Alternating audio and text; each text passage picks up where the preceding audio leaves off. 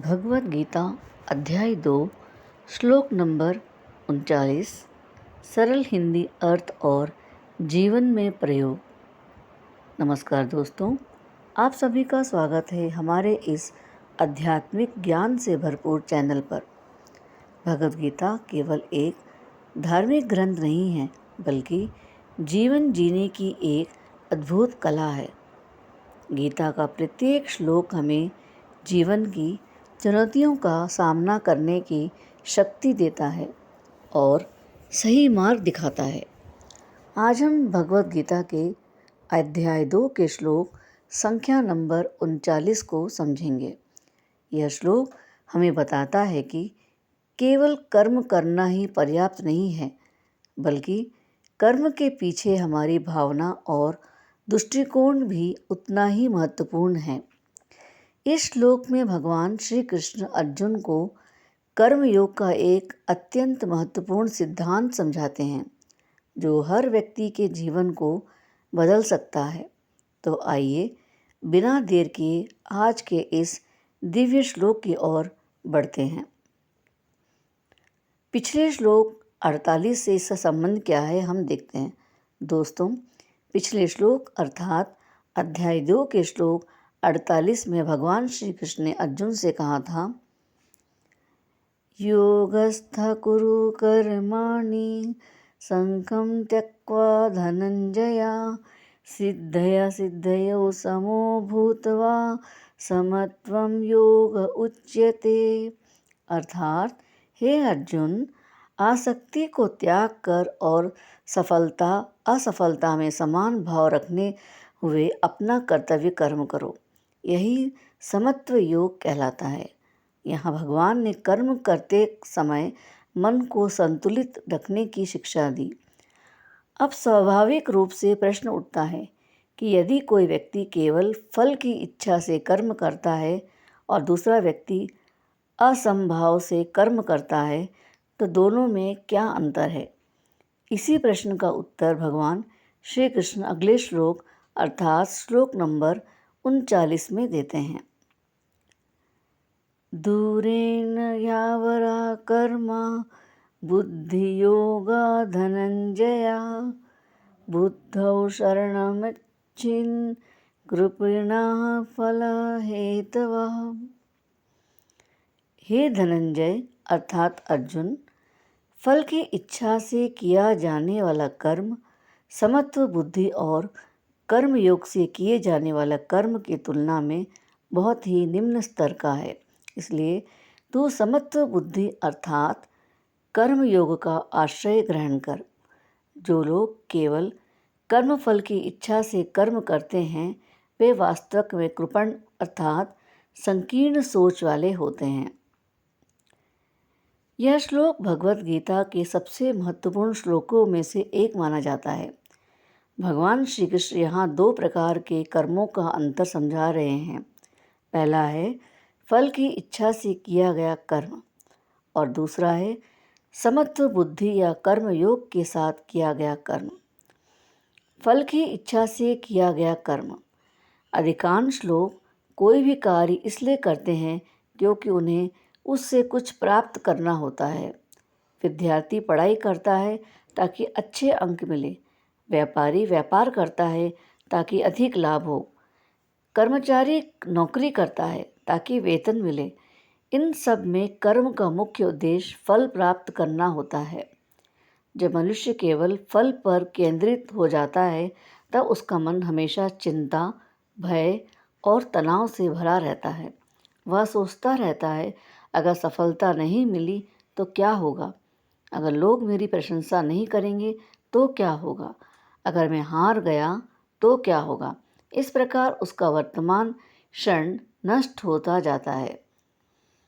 कर्मयोग क्या है? कर्मयोग का अर्थ है पूरी निष्ठा और समर्पण के साथ अपना श्रेष्ठ कर्म करना, लेकिन परिणाम को ईश्वर पर छोड़ देना।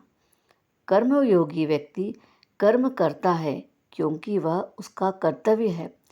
वह सफलता से अत्यधिक प्रसन्न नहीं होता और असफलता से टूटता भी नहीं है। उसका ध्यान केवल अपने कर्म की गुणवत्ता पर होता है।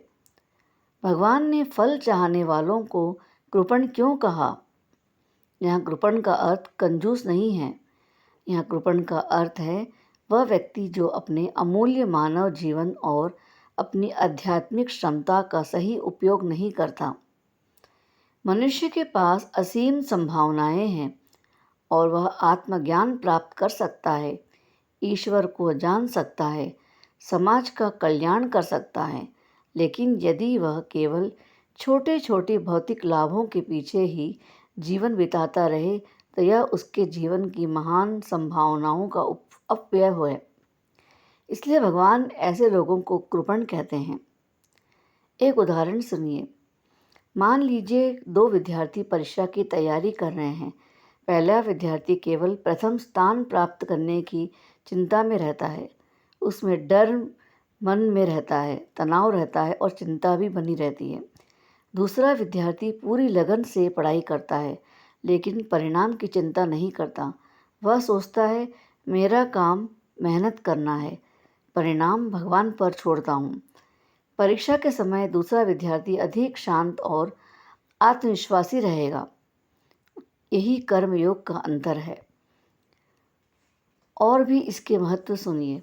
यह श्लोक केवल अर्जुन के लिए नहीं था, यह हम सभी के लिए है। आज लोग तनाव, चिंता और अवसाद से घिरे हुए हैं क्योंकि उनका ध्यान कर्म पर कम और परिणाम पर अधिक है। हम हर समय भविष्य की चिंता करते रहते हैं।